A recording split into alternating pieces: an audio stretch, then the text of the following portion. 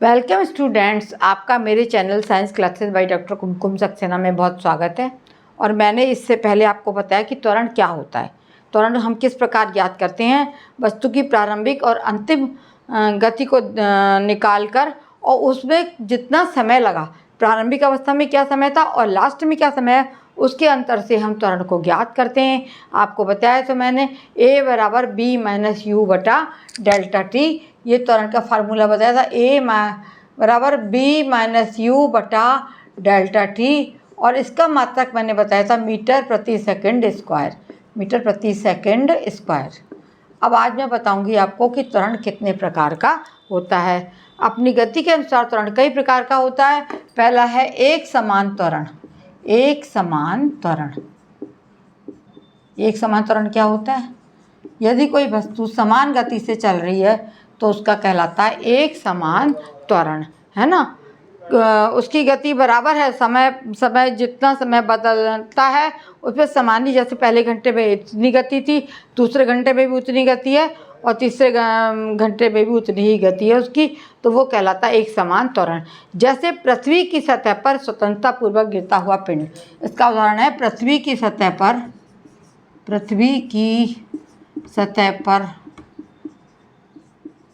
गिरता हुआ पिंड, गिरता हुआ पिंड, है ना। ये समान गति से नीचे आएगा तो इसका त्वरण भी कहलाएगा एक समान त्वरण, है ना। और असमान त्वरण क्या होता है? दूसरा है असमान त्वरण। असमान त्वरण, जब पिंड की गति समय के अनुसार बदलती जाती है तो वो कहलाता है असमान त्वरण। जैसे सड़क पे चलते हुए वाहन, धनात्मक एवं ऋणात्मक त्वरण, है ना। वाहन चल रहे हैं, जब उनकी स्पीड बढ़ती है तो धनात्मक त्वरण होता है और घटती है तो ऋणात्मक त्वरण होता है। तो असमान त्वरण विभिन्न समय में विभिन्न दूरियां तय करे, विभिन्न समय में विभिन्न दूरियां तय करता है, विभिन्न दूरी तय करेगा पिंड तो तय करता है कोई चालक, तो उसका असमान त्वरण कहलाता है। तो उसका त्वरण असमान होगा, तो उसका त्वरण असमान त्वरण होगा। जैसे दौड़ती रेलगाड़ी, कार, साइकिल, इन सबका असमान त्वरण होगा, क्योंकि एक समान समय में समान दूरी नहीं तय कर सकते हैं, तो ये इनका कहलाएगा असमान त्वरण। अब हम आते हैं धनात्मक एवं ऋणात्मक त्वरण, है ना। धनात्मक त्वरण क्या होता है? धनात्मक त्वरण,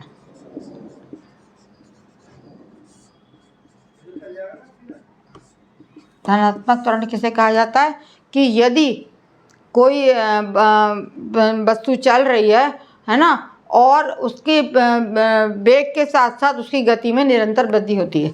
यदि कोई वस्तु चल रही है तो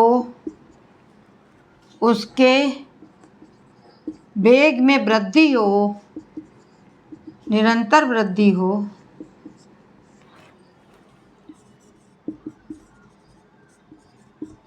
तो वह धनात्मक त्वरण कहलाता है।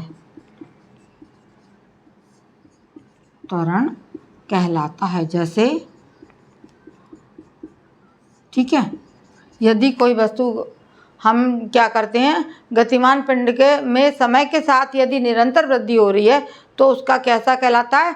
धनात्मक। जैसे पृथ्वी की ओर कोई पिंड गिरता है तो उसका जो है वो वेग घटता है, लेकिन यदि कोई वस्तु को ऊपर फेंका जाता है तो क्या कहलाएगा?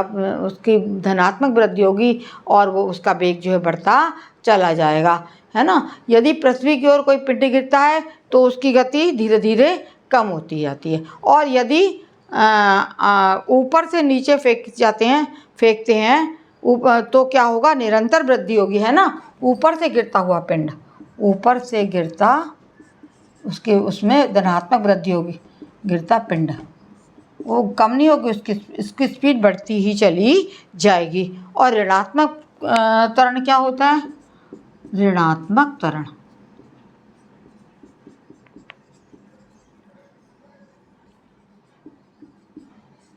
यदि किसी पिंड के गति के साथ उसका वेग घट रहा है, यदि किसी पिंड के गति के साथ, यदि किसी पिंड की गति के साथ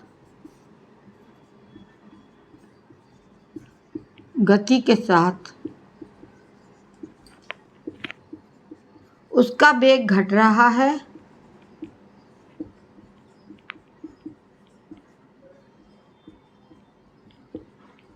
तो ऋणात्मक त्वरण कहलाएगा। उसका तो ऋणात्मक त्वरण उत्पन्न होगा जैसे नीचे से ऊपर की ओर फेंकी गई गेंद।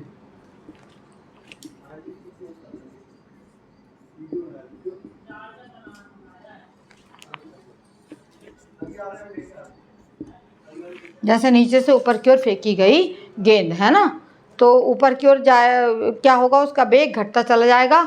और इसको हम क्या कहते हैं? इसको हम मंदन भी कहते हैं। इसको हम मंदन कहा जाता है। मंदन, अगर वेग घट रहा है तो मंदन कहा जाता है।